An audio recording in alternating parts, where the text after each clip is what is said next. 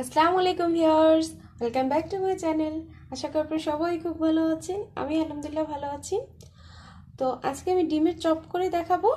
এর জন্য শুরুতে যে উপাদানটি লাগবে সেটা কিন্তু ডিম। ডিমটা সেদ্ধ করে নিয়েছি, আর এখানে আমি আলু সেদ্ধ করে নিয়েছি। এটা কিন্তু একদম নতুন আলু, তো এর জন্য হালকা হালকা ছোলাটা আছে। তো এটা আমি ভালোভাবে সেদ্ধ করে নিয়েছি, কিন্তু একটা কথা হচ্ছে যে এটাকে বেশি সেদ্ধ করা যাবে না। একদম যে ল্যাটকা ল্যাটকা সেদ্ধ সেটা করা যাবে না, তখন কিন্তু চপটা ভালো হবে না, মানে একদম নরম হয়ে যাবে, ওটাকে শেপটা করতে একটু প্রবলেম হয়ে যাবে। তো এর জন্য একটু সেদ্ধ সেদ্ধ করাই হবে, বাট একদম পুরোপুরি সেদ্ধটা না, একদম যে নরম নরম হয়ে যায় সেটা না। আর এখানে যে আমি যে উপাদান দিয়ে আলু ভর্তাটা করতে হবে, আলু ভর্তাটা করে নিয়ে কিন্তু ডিমের চারপাশে নিতে হবে। সেটার জন্য আমি পেঁয়াজ কুচি নিয়েছি, ধনিয়া পাতা কুচি, এখানে আমার গরম মশলা করা, মানে বাসায় তৈরি করা, আর সেটার সাথে অল্প একটু ছিল বাসায় তৈরি করা, আর রেডিমেড যে গরম মশলা থাকে সেটা মিক্সড করেছি। এটা আপনারা বাসায় তৈরি করে দিতে পারবেন, বা মানে মিক্সড করা যে রেডিমেড কিনতে পাওয়া যায় সেটাও দিতে পারবেন। তো এখানে হচ্ছে কাঁচামরিচ কুচি। এই টোটাল উপকরণ দিয়ে জাস্ট আলু ভর্তাটার মতন আলু ভর্তা করবো, একদম যেভাবে আলু ভর্তা করা হয় ঠিক সেভাবে আলু ভর্তা করে নিব। আলুটা এই যে একটু দেখুন যে আলুটা আমার কিভাবে, এটা কিন্তু একটু শক্ত শক্ত আছে, তো সেটাই কিন্তু আলুর চপের জন্য খুবই ভালো হবে।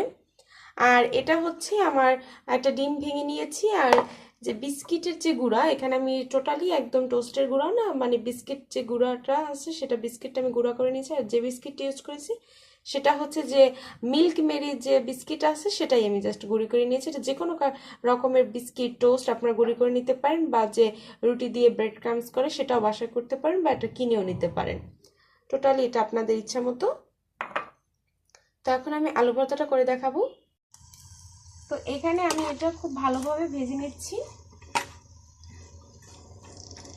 পেঁয়াজ এবং কাঁচামরিচটা আমি অল্প একটু তেলে, আপনি দেখতেই পাচ্ছেন তেলের পরিমাণ কিন্তু খুবই কম, সেটা দিয়ে আমি একটু এটাকে হালকা ব্রাউন কালার করে ভেজে নেব। তো আমার কাছে মনে হয় যে ডিমের চপ যদি তৈরি করা হয় সেখানে পেঁয়াজে আর কাঁচামরিচটা যদি ভেজে না হয় সেটার টেস্টটা অনেক গুণ বেড়ে যায়। তো এখানে আমি এখন গরম মশলাটা দিয়ে দিচ্ছি হালকা ভাজা ভাজা হয়ে যাওয়ার পরে। তো এটা কিন্তু ভাজা আমার হয়ে গিয়েছে, আর এখন যে আলু ভর্তাটার সাথে এটা কিন্তু মিক্সড করে আলু ভর্তাটা তৈরি করে ফেলতে হবে। এটা এরকম একটা ম্যাশার দিয়ে ভালো করে এটাকে আলুটাকে ম্যাশ করে নিতে হবে।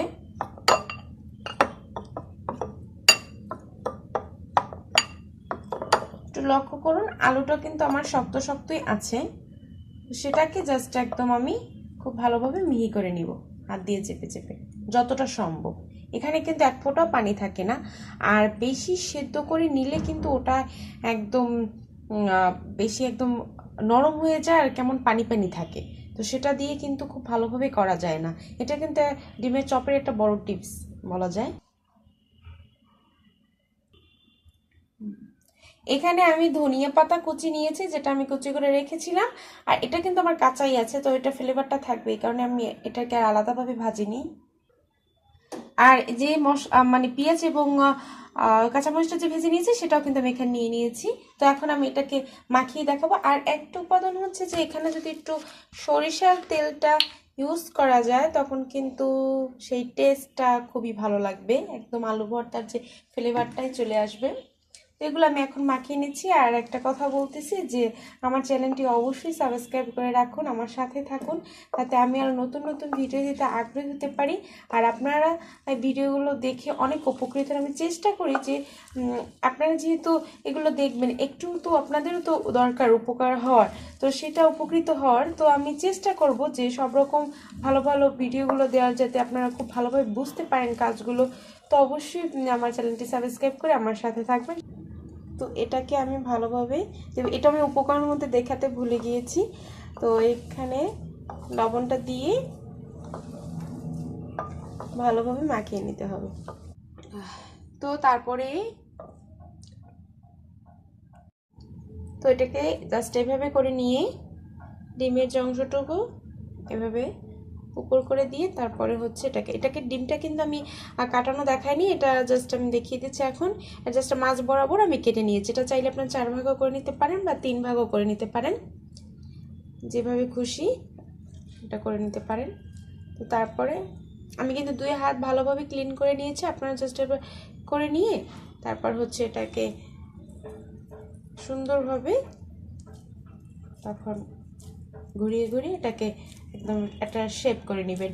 এটা কিন্তু গোল করা যায় বা শেপ হিসেবে যেমন তিন কোণা টাইপ, মানে তিন কোণা জাস্ট মাথাটা একটু হুইজ টাইপের, সেটাও করা যায়। যে কোনো রকমের খুশি এটা করতে পারেন, বা যে চাকা চাকা করে তিনটা স্টেপ করে সেটাকে চপের আকার করেও কিন্তু এটা শেপ দেওয়া যায়। এটা জাস্ট আপনার মনের মতো করে শেপ করে দেয়। আমি দুইটা শেপ দেখিয়ে দেব।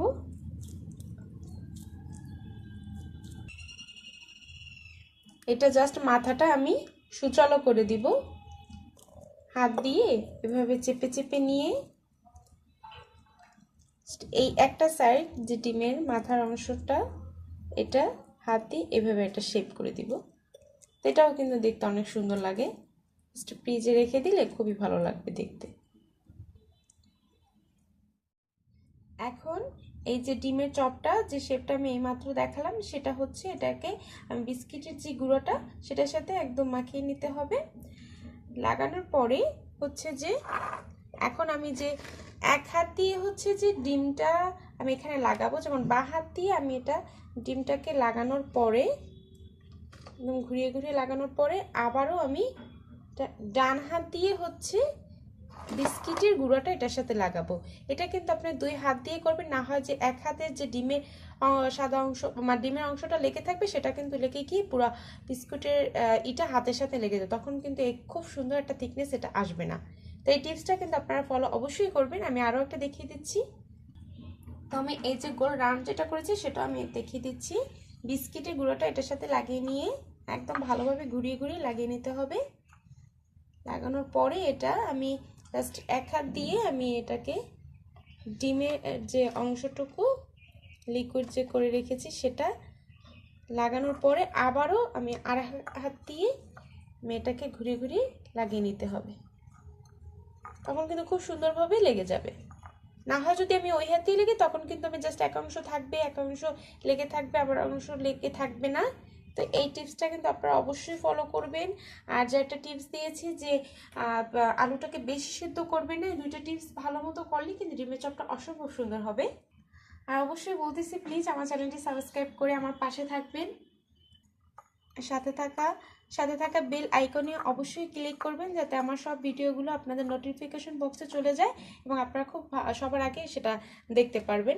আর আমি অবশ্যই চেষ্টা করব সব রকম হেল্পফুল ভিডিওগুলো আপনাদের কাছে দেওয়ার, যে ন্যাচারালি আমরা যে রান্নাবান্না করি বা হ্যান্ডিক্রাফট বিভিন্ন কিছু সেগুলোই দেওয়ার। ফাস্টফুড আইটেম এটা কিন্তু সবাই কম বেশি দেয়। আর যে ন্যাচারাল আমরা যে যারা ফার্স্ট রান্না শুরু করতেছে তারা একটা রেসিপি কিন্তু করতে চাইলে সেটা কিন্তু একদম ইজিলি পাওয়া যায় না বা এরকম একটা কিছু। তো আমি সব কিছু ঘরোয়া রেসিপি বা বিভিন্ন কিছু নিয়ে কিন্তু আমার চ্যানেলটি ওপেন করেছি। তো আপনারা অবশ্যই আমার সাথে থাকবেন। আর আমার আজকের এই ভিডিও যদি ভালো লাগে অবশ্যই এই ভিডিওতে একটা লাইক দিবেন, কমেন্ট করে বলবেন কেমন হয়েছে। আপনারা অবশ্যই বাসায় ট্রাই করবেন আর ট্রাই করে বলবেন যে খেতে কেমন হয়েছে।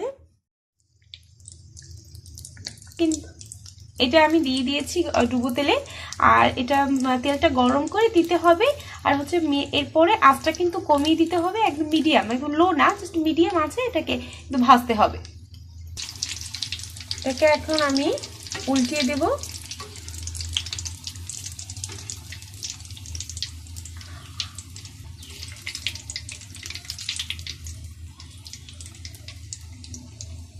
যেহেতু আমার কড়াইটা ছোট তো এর জন্য আমি জাস্ট দুটো করে ভাজতেছি, আর আপনাদের কড়াইটা একটু বড় হলে একবারই 4-5টা করে ভেজে নেবেন। এটা আমি ব্রাউন কালার করে নিয়েছি। এখন আমি এটাকে জাস্ট উঠিয়ে নেব। ব্রাউন কালারটা হয়ে গেলেই কিন্তু হয়ে যাবে, কারণ এটার মধ্যে কিন্তু ভাজার তেমন আর কিছুই নেই, সবকিছুই কিন্তু একদম কুক করা। বাকি যে দুটো ছিল সেটা দিয়েছে, আমি কিন্তু দুটো ডিমই সেদ্ধ করেছি, দুটো ডিম দিয়ে আমি কিন্তু 4টা চপ করেছি। তো এখন দুটো করেছি আর দুটো সেদ্ধ করেছি, মানে ভাজতে দিয়েছি। এটা এখন আমার এটাও ভাজা হয়ে গিয়েছে, আমি সেটা উঠিয়ে দিচ্ছি। আর একটা টিপস বলছি এখানে, যে কোনো কিছু ভাজার সময় অবশ্যই ভাজার পরে মানে উঠানোর পরে কিন্তু গ্যাসটা অফ করবেন, তাহলে কিন্তু তেলটা কিন্তু ওখানেই থাকবে। আর যদি গ্যাসটা অফ করে তারপরে যদি উঠানো হয় যে কোনো ভাজা জিনিস, তাহলে কিন্তু তেলটা সম্পূর্ণ প্রায় অংশই কিন্তু এটার মধ্যে চলে আসবে। তো এটা কিন্তু একটা বড় ধরনের একটা টিপস। তো তৈরি হয়ে গেল কিন্তু আমার গরম গরম ডিমের চপ। তো এটা কিন্তু অনেক ক্রিস্পি হয়েছে, আর এই যে শেপটা যেটা করে দিয়েছি দেখেন, এটাও কিন্তু খুব সুন্দর লাগে। আর এই যে গোল রাউন্ডের একটা শেপ, সেটাও করে দেখিয়েছি। তো আমার এখানে 2টো ডিম দিয়ে কিন্তু 4টা গরম গরম তৈরি হয়ে গেল ডিমের চপ। তো আপনারা অবশ্যই বাসায় ট্রাই করবেন। আর এটার ডেকোরেশনটা আমি এভাবেই সাজিয়েছি। এখানে যদি 4জন বা 2জন খাওয়াই যায়, বা এমন হতে পারে যে 8জন কিন্তু এটা দিয়ে 50-50 ফ্রেন্ড সার্কেল যদি একত্রিত হয়, খাওয়া যায় কিন্তু। তো অবশ্যই আমার ভিডিওতে একটা লাইক দিবেন, কমেন্ট করে জানাবেন কেমন হলো। তো সবাই ভালো থাকবেন। আল্লাহ হাফেজ।